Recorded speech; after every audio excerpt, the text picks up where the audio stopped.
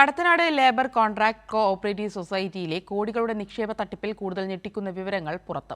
വിദേശത്ത് വർഷങ്ങളോളം കഷ്ടപ്പെട്ട് സമ്പാദിച്ച ജീവിത സമ്പാദ്യവും കുടുംബത്തിന്റെ സ്വർണവും ഉയർന്ന ലാഭവിഹിതം വാഗ്ദാനം ചെയ്ത് തട്ടിയെടുത്തെന്ന പരാതിയുമായി വടകര സ്വദേശിയായ പ്രവാസി രംഗത്തെത്തി. 113 പവനിലധികം സ്വർണവും 15 ലക്ഷം രൂപയും നഷ്ടമായെന്നാണ് ഇരയായ അഹമ്മദ് കൈരളി ന്യൂസിനോട് വെളിപ്പെടുത്തിയത്. വർഷങ്ങളായി ഗൾഫിൽ ജോലി ചെയ്ത് സമ്പാദിച്ച തുകയാണ് വടകര സ്വദേശിയായ അഹമ്മദിന് നഷ്ടമായത്.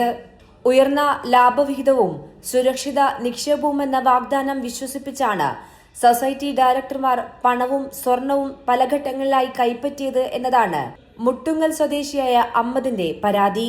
113 പവനിലധികം സ്വർണവും 15 ലക്ഷം രൂപയുമാണ് അഹമ്മദിന് നഷ്ടമായത്.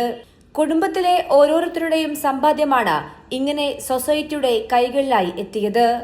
മകൾ ആയിഷയുടെ 25 പവൻ സ്വർണവും മരുമകന്റെ പിതാവിന്റെ 50 പവൻ സ്വർണവും ഭാര്യ ആരിഫയുടെ 7 ലക്ഷം രൂപയുടെ 7.5 പവൻ സ്വർണവും ഇതിൽ ഉൾപ്പെടുന്നു. കുടുംബത്തിന്റെ ആകെയുള്ള സമ്പാദ്യം മുഴുവൻ സൊസൈറ്റിയുടെ വടകര ഓഫീസിൽ എത്തിച്ച് കൈമാറുകയായിരുന്നു.